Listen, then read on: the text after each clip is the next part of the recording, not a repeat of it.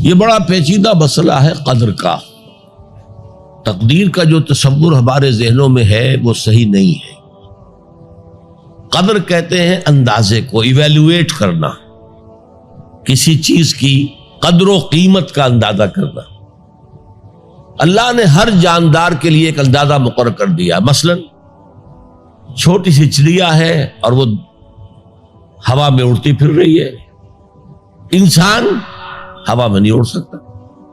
Machine بنا کر ہوائی جہاز میں اڑ جائے، خود تو نہیں اڑ سکتا. تو یہ ہر نوع کی ایک تقدیر ہے. اسی طریقے سے ہر انسان کے بھی کچھ لیمیٹیشنز ہیں. ہر انسان کو دو چیزیں ملتی ہیں جس میں اس کا کوئی دخل نہیں. اسے والدین کی طرف سے جینز مل رہے ہیں، اس کے اثرات اس کی شخصیت پر ہوں گے.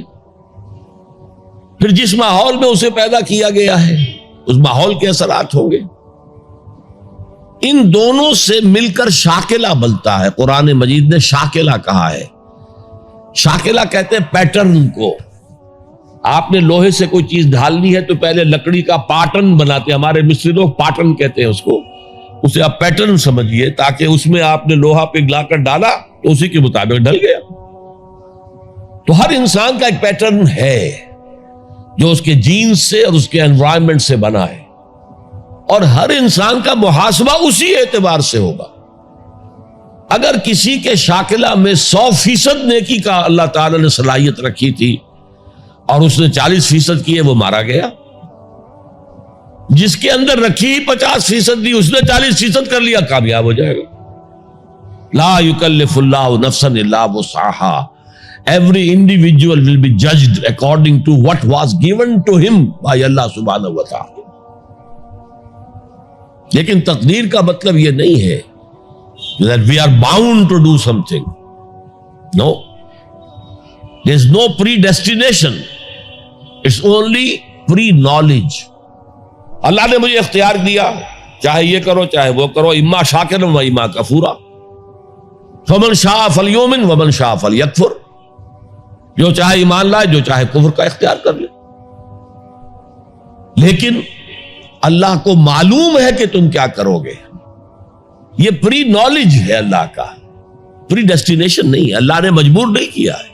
ہاں وہ لمیٹیشن جو آپ کی شخصیت کے اندر ہے وہ اپنی جگہ ہے، لیکن نیکی اور بدی، خیر اور شر، حق و باطل کا چوائس آپ کو دیا ہے. اما شاکرا و اما کفورا. فمن شاء فلیؤمن ومن شاء فلیکفر. This free will is with you and you will be adjudged on the basis of this free will. البتہ کتنی نیکی تم کر سکتے تھے اتنی کر لی، کامیاب، چاہے وہ مقدار میں کم ہو.